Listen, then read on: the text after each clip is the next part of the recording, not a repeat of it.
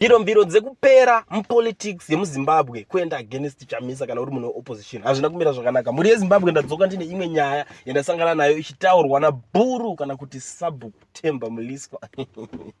Takavati sabhuku vakazoitwa sabhuku kwavo kwavanobva. So muri yeZimbabwe munoziva kuti inini sanyaya yemetizhen ndinogara ndichinge panapa ndine nyaya dzine mukosho mukuru, nyaya dzakakosha. Panapa vaTemba Mliswa vakanyora paTwitter pavo vakati the reality for many who have gone against Chamisa is that they are done.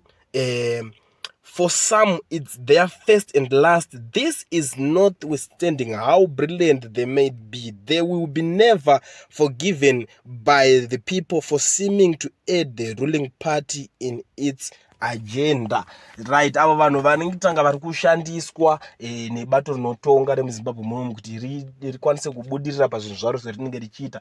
Havazokwanise kuregererwa nevana veZimbabwe, vanhu vanenge vachienda against Chamisa. Vanhu ivavo havakwanise kuregererwa nevana veZimbabwe. Ndo zvinhu zviri kutaurwa navaTemba Mliswa pano muri yeZimbabwe. Takada kutarisa nyaya iyi zvine mafacts mukati nekuti zvakamboitika kumashure uko. Vana Tukazani kupe vakazvitraya iko zvino political career yacho ameno angodrama. Takutoita zvekutozonzwawo ikoko kuti tine munhu aimboita zvepolitics ani Tukazani kupe. Tikatozada Douglas Monzora ameno kana mwana wake chaicha I don't think kuti anokwanisa kana kumuvhotera nekuti anenge angori mazero. Ndo vanhu vaiye kunzi zero achinzi mazero.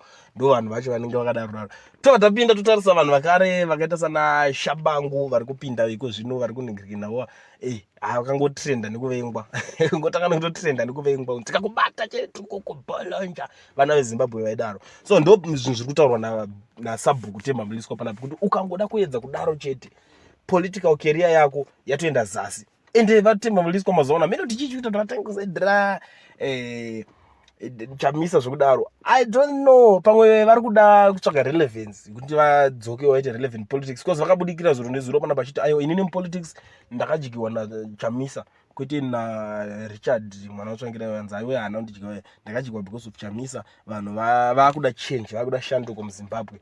Asi dai pasina izvozvo aiwa watsvangira iwe anga asingambondijike. But muri yeZimbabwe ndo nyaya ndavanayo munongoziva inini sanyaya yemetizhen ndenjingwa nenyaya panapa kuti ndisire nyaya yemudariro kwamuri imimi nekuti munoziva kuti inini ndinofarira nyaya dzine mukosho mukuru, dzinova nyaya dzandinoona nadzo pano kuti tionesane muchindiudzawo imimi nyaya kuti muri kuionawo sei. Kana ichinge iri first time yako kusvika panapa panozi panyaya version inini I am the nyaya yemetizhen ndinoweka nyaya semets. Saka imimi my nyaya people, my nyaya tribe, tell me what you think in the comment section.